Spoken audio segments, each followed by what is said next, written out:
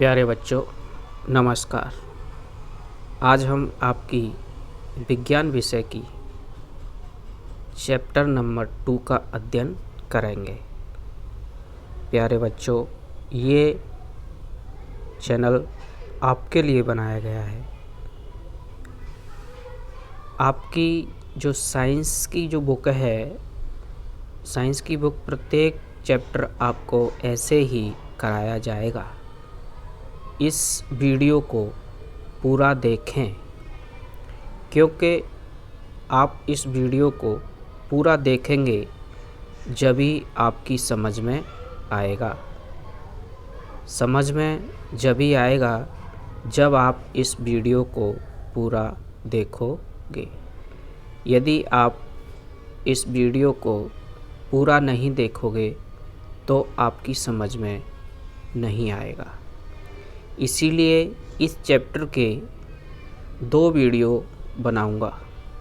First video में आधा chapter करेंगे और दूसरे वीडियो में आधा चैप्टर जो बचा हुआ है उसको, और साथ ही इसके क्वेश्चन आंसर भी करेंगे। आपकी क्लास 8th का सब्जेक्ट साइंस का ये वीडियो चैप्टर नंबर 2 सूक्ष्म जीव मित्र एवं शत्रु। प्यारे बच्चों, हमारी जो वर्कशीट आ रही थी वो चैप्टर नंबर 2 की वर्कशीट आ रही थी। तो अभी हमारा छुट्टियों का समय चल रहा है, इसीलिए हम इन अध्यायों का अध्ययन करेंगे और आप इस वीडियो को पूरा देखेंगे। आइए स्टार्ट करते हैं अध्याय नंबर 2 सूक्ष्म जीव मित्र एवं शत्रु। आपने अपने आसपास के स्थानों पर पौधे एवं जंतुओं सहित अनेक सजीव देखे होंगे। प्यारे बच्चों, आपने अपने आसपास बहुत सारे जीव जंतु, पेड़ पौधे सहित अनेक सजीव देखे होंगे। सजीव वे प्राणी सजीव होते हैं जो श्वसन करते हैं, गति करते हैं और वृद्धि होती है। ये सभी सजीवों के लक्षण होते हैं। अपने आसपास हम पौधे देखते हैं, पौधे भी सजीव होते हैं। जंतुओं को देखते हैं, जंतु भी सजीव होते हैं। परंतु कुछ जीव ऐसे भी होते हैं, कुछ जीव ऐसे भी हैं जिन्हें हम बिना यंत्र की सहायता से केवल आँखों से नहीं देख सकते। कुछ सूक्ष्म जीव ऐसे होते हैं जिन्हें हम अपनी आँखों से नहीं देख सकते। कुछ सूक्ष्म जीव ऐसे होते हैं जिन्हें हम अपनी आँखों से नहीं देख सकते।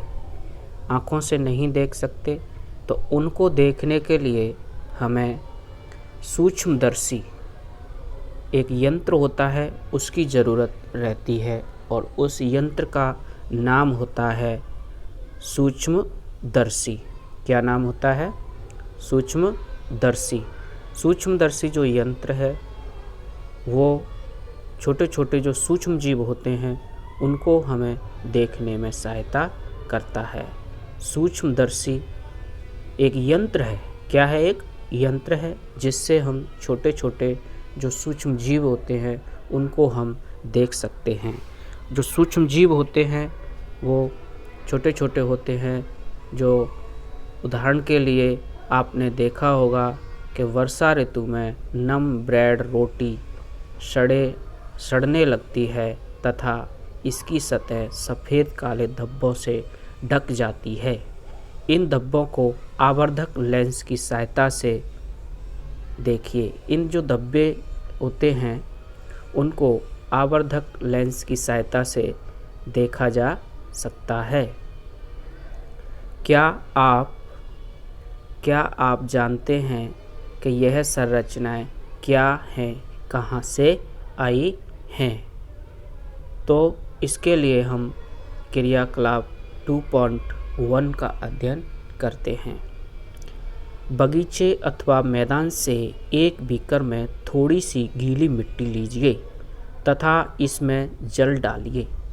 यानी बगीचे या मैदान से थोड़ी सी मिट्टी लेंगे, गीली मिट्टी, तथा उसमें जल डालेंगे।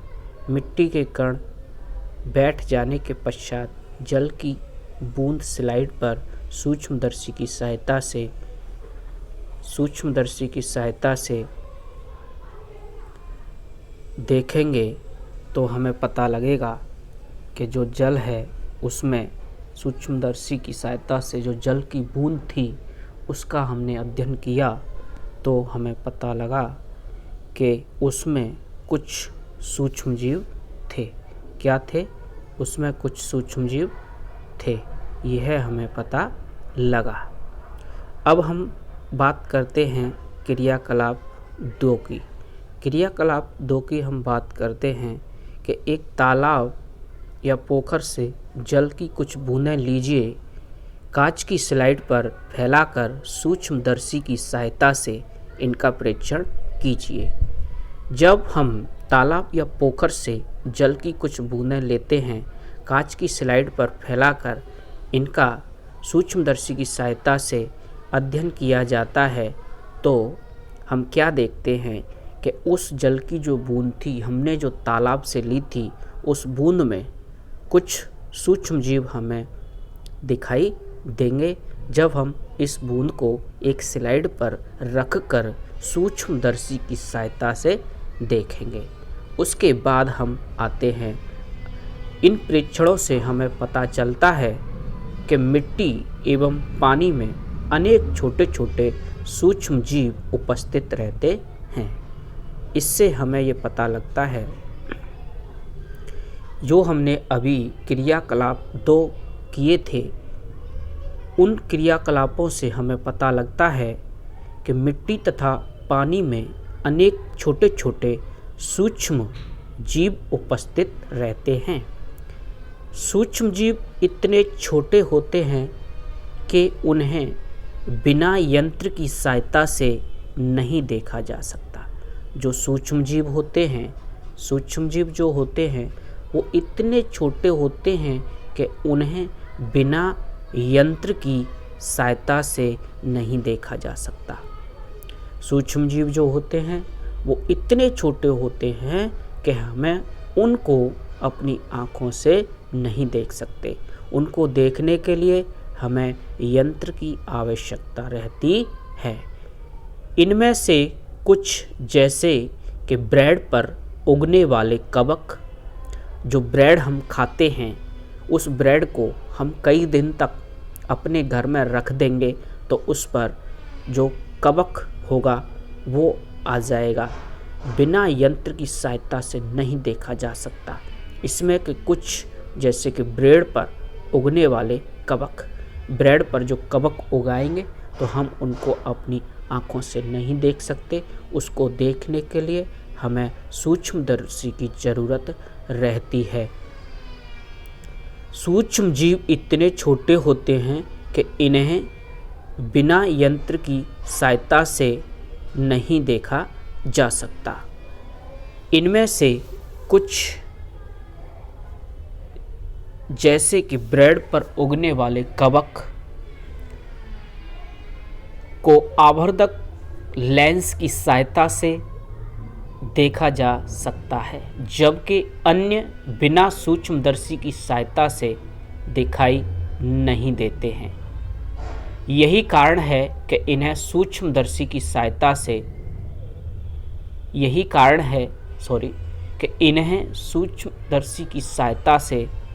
दिखाई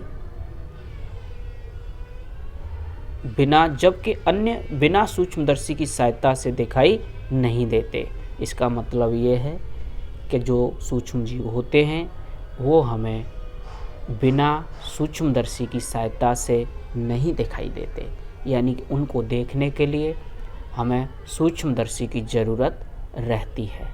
यही कारण है कि इन्हें सूक्ष्म जीव कहते हैं। सूक्ष्म जीवों को सूक्ष्म जीव क्यों कहा जाता है? क्योंकि वो इतने सूक्ष्म होते हैं, वो हमें आँखों से दिखाई नहीं देते। उनको देखने के लिए हमें सूक्ष्मदर्शी की ज़रूरत रहती है, इसीलिए उन्हें सूक्ष्मजीव कहा जाता है। सूक्ष्मजीवों को 4 मुख्य वर्गों में बांटा गया है। सूक्ष्मजीवों को 4 मुख्य वर्गों में बांटा गया है। आपसे पूछा जाएगा सूक्ष्मजीव को कितने भागों में बांटा गया है और कौन कौन से भाग हैं, तो आप बताओगे कि सूक्ष्मजीवों को 4 मुख्य वर्गों में बांटा गया है। यह वर्ग है जीवाणु, कवक, प्रोटोजोआ एवं कुछ शैवाल। जीवाणु, शैवाल, प्रोटोजोआ और कवक के कुछ सामान्य सूक्ष्मजीव चित्र 2.1 से 2.4 में दर्शाए गए हैं। कुछ जो सूक्ष्मजीव होते हैं उनके जो चित्र बताए गए हैं इस डायग्राम में, तो आप देखेंगे कि ये जीवाणु का डायग्राम दिखाया गया है। जीवाणु इसका जो डायग्राम दिखाया गया है, स्पाइरल जीवाणु, ये स्पाइरल आकार के हैं जीवाणु, स्पाइरल। और छड़नुमा जीवाणु, ये जो जीवाणु है वो छड़नुमा होते हैं, छड़ के समान।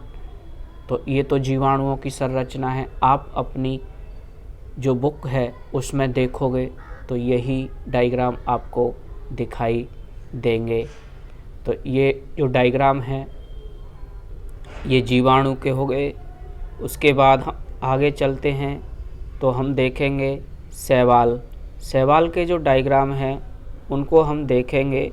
शैवाल जो है, शैवाल का जो डायग्राम है, शैवाल क्लेमाइडोमोनास और स्पाइरोगायरा, क्लेमाइडोमोनास और स्पाइरोगायरा ये शैवाल के उदाहरण हैं।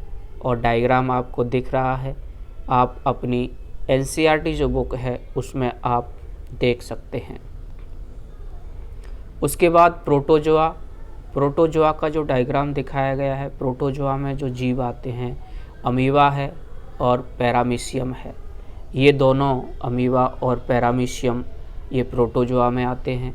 अब हम चलते हैं और आगे तो हम देखेंगे कवक के जो उदाहरण हम देखेंगे, राइजोपस, ब्रेड मोल्ड, पेनिसिलिन और एस्परजिलस, ये सभी कवक के उदाहरण हैं। तो हमने कवकों के बारे में अध्ययन किया, जो हमने 4 भागों में सूक्ष्मजीवों को डिवाइड किया था। सूक्ष्मजीवों को हमने 4 भागों में बांटा था, जीवाणु, कवक, प्रोटोजोआ और शैवाल। इनके हमने चित्र देख लिए हैं। अब हम चलते हैं आगे। विषाणु यानी वायरस। प्यारे बच्चों, वायरस का नाम सुनते ही कोरोना की याद आ जाती है। कोरोना जिसके वजह से आज हम अपने अपने घरों में अंदर ही रहते हैं, बाहर नहीं जा पा रहे हैं। क्यों? क्योंकि कोरोना चल रहा है। कोरोना जो रोग है वो एक वायरस के द्वारा होता है।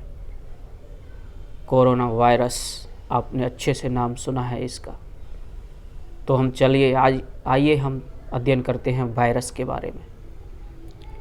वायरस यानी विषाणु इंग्लिश में इसको वायरस कहा जाता है। वे सूक्ष्म जीव होते हैं। जो विषाणु है यानी जो वायरस है वो भी सूक्ष्म जीव होते हैं, परंतु ये अन्य सूक्ष्म जीवों से भिन्न हैं। वे केवल परपोषी में ही गुणन करते हैं, अर्थात जीवाणु, पौधे अथवा जंतु कोशिका में गुणन करते हैं। यानी जो सूक्ष्म जीव होते हैं, कौन से? विषाणु, वायरस जो होते हैं वो केवल परपोषी में ही गुणन करते हैं, अर्थात जीवाणु, पौधे अथवा जंतु कोशिका में गुणन करते हैं। ये जो वायरस जो होता है वो केवल परपोषी कोशिका में ही गुणन करते हैं, अर्थात जीवाणु। पौधे अथवा जंतु कोशिकाओं में गुणन करते हैं। विषाणु के चित्र भी 2.5 में दर्शाए गए हैं। कुछ सामान्य रोग जैसे जुखाम, इन्फ्लुएंजा यानी फ्लू, अधिकतर खांसी विषाणु के द्वारा होते हैं। आपसे पूछा जाएगा विषाणु के द्वारा होने वाला रोगों के नाम बताओ, तो जुखाम, इन्फ्लुएंजा यानी फ्लू और खांसी विषाणु के द्वारा होने वाले रोग हैं। कुछ विशेष रोग जैसे और भी रोग हैं जो विषाणु के द्वारा होते हैं, जैसे पोलियो, खसरा भी विषाणु के द्वारा होता है, यानी वायरस के द्वारा होता है। जो पोलियो होता है वो भी वायरस के द्वारा होता है। खसरा रोग होता है जो पशुओं में होता है, वो भी एक वायरस के द्वारा होता है। अतिसार मलेरिया,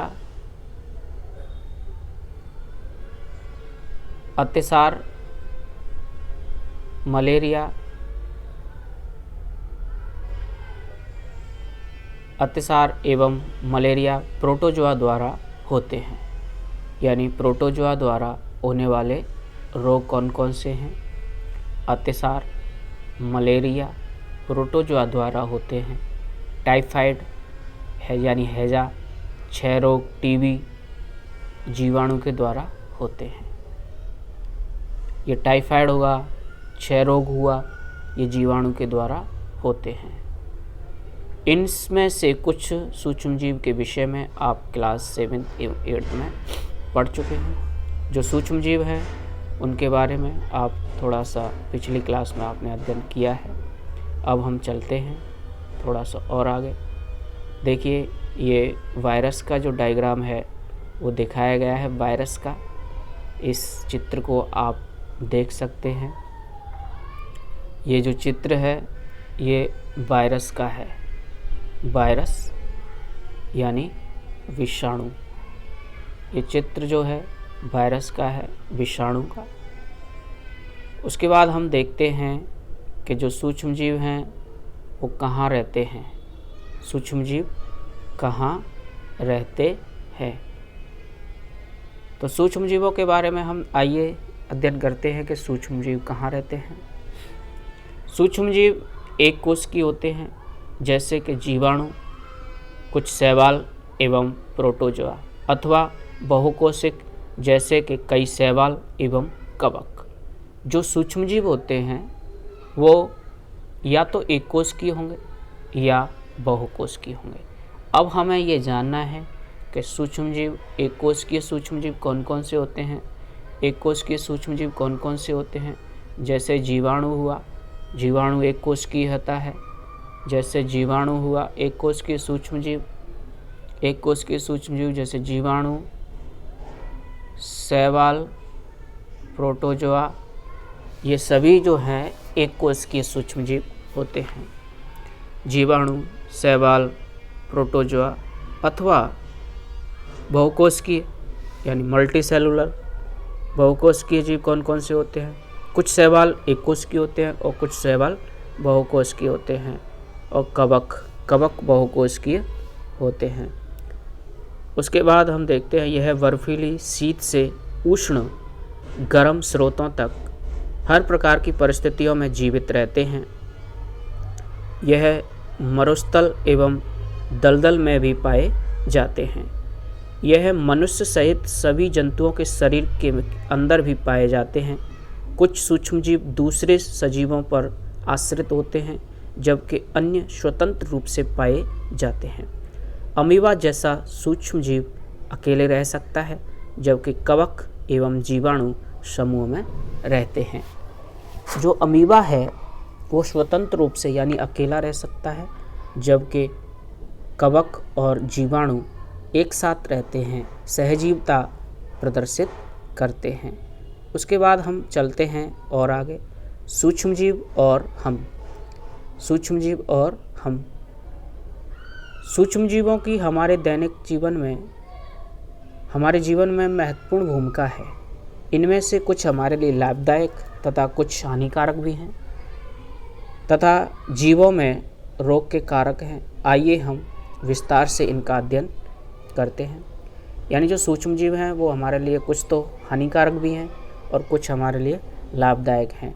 अब हमें इसका अध्ययन करना है कि जो सूक्ष्म जीव हैं वो हमारे जीवन में लाभदायक हैं या हानिकारक, इसके बारे में थोड़ा सा अध्ययन करना है। आइए, मित्रवत सूक्ष्म जीव, जो सूक्ष्म जीव हैं, अब हमें देखना है मित्रवत सूक्ष्म जीव, यानी कौन कौन से जो सूक्ष्म जीव हैं वो हमारे मित्र के रूप में होते हैं। सूक्ष्म जीव विभिन्न कार्यों में उपयोग किए जाते हैं। जो सूक्ष्म जीव हैं वो विभिन्न कार्यों में उपयोग किए जाते हैं। इनका उपयोग दही, ब्रेड, केक बनाने में किया जाता है। यानी जो सूक्ष्म जीव होते हैं उनका उपयोग दही हुआ, ब्रेड हुआ, केक हुआ बनाने में किया जाता है। प्राचीन काल से ही सूक्ष्म जीवों का उपयोग अल्कोहल बनाने में किया जाता है।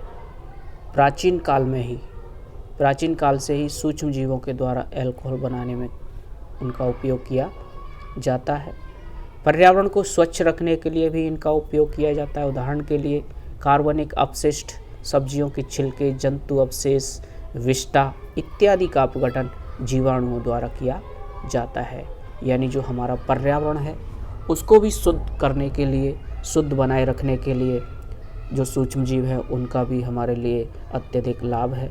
जो जीवाणु होते हैं वो हमारे वातावरण के अंदर कार्बनिक अपशिष्ट, सब्जियों के छिलके जो हमारे घरों में बचते हैं, जंतु अवशेष, विष्ठा यानी मल जो भी हमारे द्वारा त्यागा जाता है या पशु पक्षियों के द्वारा विष्ठा जो होता है, अपशिष्ट पदार्थ जो होता है, उसको अपघटन करने के लिए ये जीवाणुओं का उपयोग किया जाता है तथा हानिकारक पदार्थ बनाते हैं। स्मरण कीजिए, जीवाणुओं का उपयोग औषधि उत्पादन एवं कृषि में मृदा की उर्वरकता वृद्धि करने में भी किया जाता है।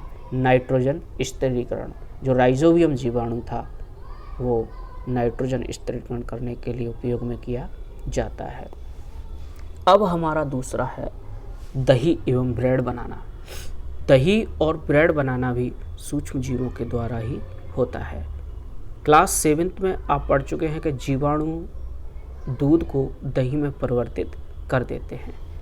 प्यारे बच्चों, आपने अच्छे से पढ़ा है कि क्लास 7th में आपने पढ़ा है कि जो राइजोबियम जीवाणु होता है, वो जो जीवाणु होते हैं वो दूध को दही में परिवर्तित कर देते हैं।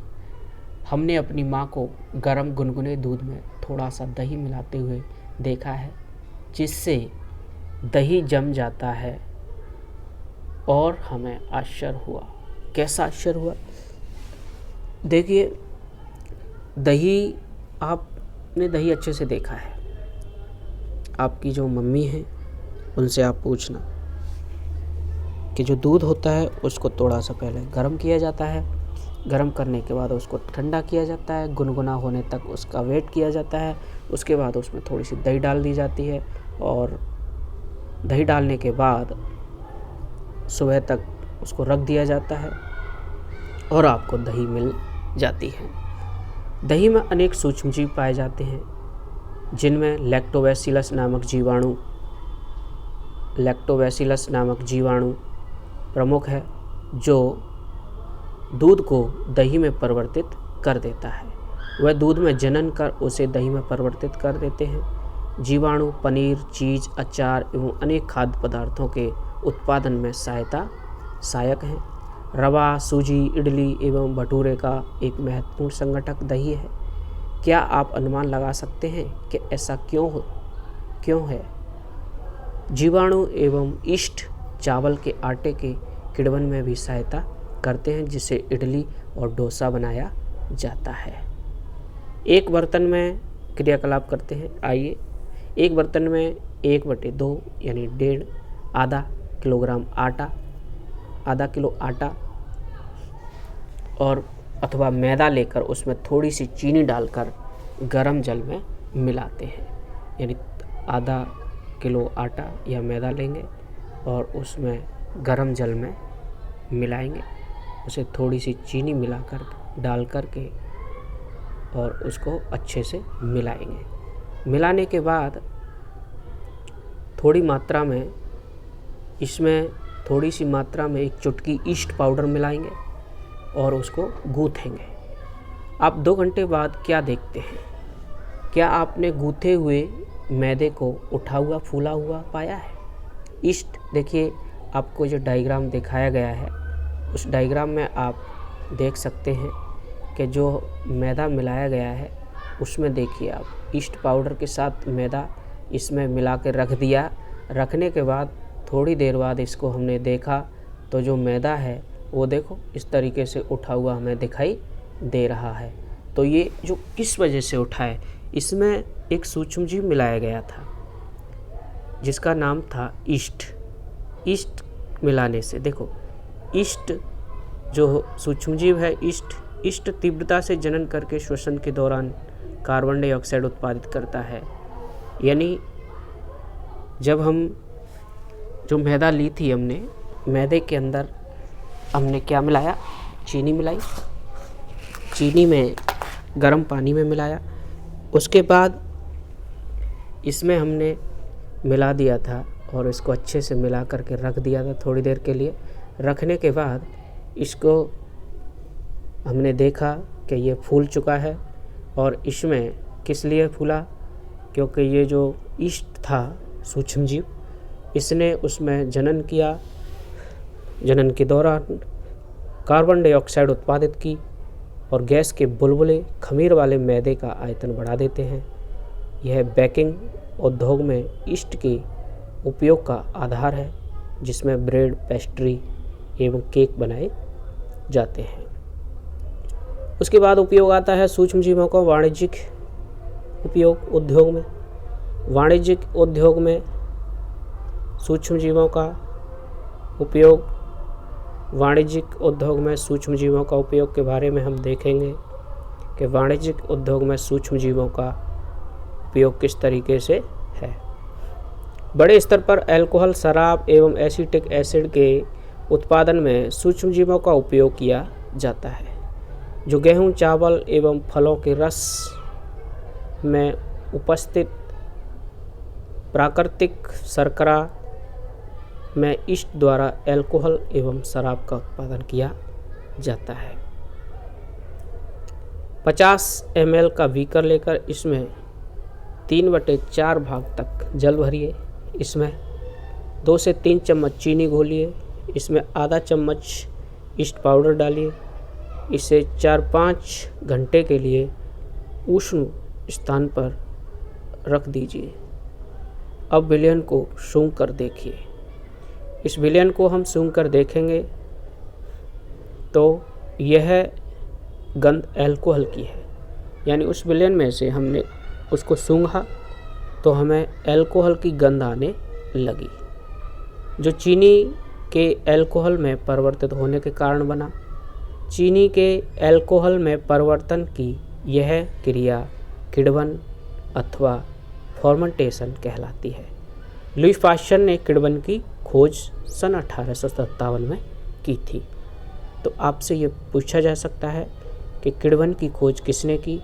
लुई पाश्चर ने 1857 में की। सूक्ष्मजीवों का औषधीय उपयोग।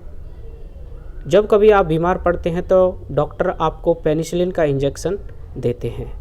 जब कभी भी आप बीमार हो जाते हैं तो आप डॉक्टर के पास जाते हैं तो डॉक्टर आपको पेनिसिलिन का इंजेक्शन देते हैं या अन्य कोई प्रतिजैविक गोली, कैप्सूल देते हैं। इन औषधियों का स्रोत सूक्ष्मजीव ही है। जो दवाई आपको डॉक्टर के द्वारा दी जाती है वो सभी सूक्ष्मजीवों के द्वारा बनाई जाती है। ये बीमारी पैदा करने वाले सूक्ष्मजीवों को नष्ट कर देती है अथवा उनकी वृद्धि को रोक देती है। ये जो दवाई होती है या तो उन सूक्ष्मजीवों की वृद्धि को रोक देती है या उन्हें नष्ट कर देती है। इस प्रकार की औषधि को प्रतिजैविक अथवा एंटीबायोटिक कहते हैं। आजकल जीवाणु और कवक से अनेक प्रतिजैविक औषधियों का उत्पादन हो रहा है। स्ट्रेप्टोमाइसिन, टेट्रासाइक्लिन और इरिथ्रोमाइसिन सामान्य रूप से उपयोग की जाने वाली प्रतिजैविक हैं, जिन्हें कवक एवं जीवाणु से उत्पादित किया जाता है। स्ट्रेप्टोमाइसिन, टेट्रासाइक्लिन, इरिथ्रोमाइसिन, इन सभी को ये प्रतिजैविक हैं और इन्हें कवक एवं जीवाणु के द्वारा उत्पादित किया जाता है। किसी विशिष्ट प्रकार के सूक्ष्मजीव का संवर्धन करके प्रतिजैविक का उत्पादन किया जाता है, जिन्हें अनेक रोगों की चिकित्सा में उपयोग में लाते हैं। सन 1929 में अलेक्जेंडर फ्लेमिंग जीवाणुओं रोगों से बचाव हेतु एक संवर्धन प्रयोग कर रहे थे। अचानक उन्होंने संवर्धन तस्तरी पर हरे रंग की फफूंद के छोटे जीवाणु देखे। उन्होंने पाया कि यह फफूंद जीवाणु की वृद्धि को रोक सकते हैं। यह तथ्य पाया कि बहुत सारे जीवाणु फफूंद द्वारा मारे गए। इस प्रकार फफूंद से पेनिसिलिन बनाई जाती है। कवक के द्वारा जो पेनिसिलिन फफूंद के द्वारा पेनिसिलिन बनाई जाती है। पशु आहार एवं कुक्कुट आहार में भी प्रतिजैविक मिलाए जाते हैं, जिसका उपयोग पशुओं में सूक्ष्म जीवों का संचरण रोकना है। प्रतिजैविक का उपयोग कुछ पौधों के रोग नियंत्रण के लिए भी किया जाता है। ध्यान रखना चाहिए कि डॉक्टर की सलाह पर ही प्रतिजैविक की दवाई लेनी चाहिए तथा उस दवा का कोर्स भी पूरा करना चाहिए। यदि आप प्रतिजैविक उस समय लेंगे जब आपकी आवश्यकता नहीं है, तो अगली बार जब आप बीमार होंगे तो आपको प्रतिजैविक की आवश्यकता होगी, तो वह उतनी प्रभावी नहीं होगी। इसके अतिरिक्त अनावश्यक रूप से ली गई प्रतिजैविक शरीर में उपस्थित उपयोगी जीवाणु भी नष्ट कर देती है। सर्दी, जुखाम एवं फ्लू में प्रतिजैविक प्रभावशाली नहीं है, क्योंकि यह रोग विषाणु द्वारा होते हैं। क्योंकि सर्दी जो जुखाम है वो विषाणु के द्वारा होते हैं और जो प्रतिजैविक है वो जीवाणुओं पर काम करती हैं, इसीलिए वो काम नहीं करेंगे। तो प्यारे बच्चों, इतना ही। आगे का अध्ययन हम अगले वीडियो में करेंगे, क्योंकि लंबा वीडियो हो जाएगा, इसीलिए आगे का अध्याय अगले वीडियो में देखेंगे। Thank you. इस चैनल को यदि आपने सब्सक्राइब नहीं किया है तो सब्सक्राइब कर लें, क्योंकि जो भी वीडियो आएगा तो सबसे पहले आपको ही मिलेगा। लाइक करें, शेयर करें और सब्सक्राइब करें। Thank you.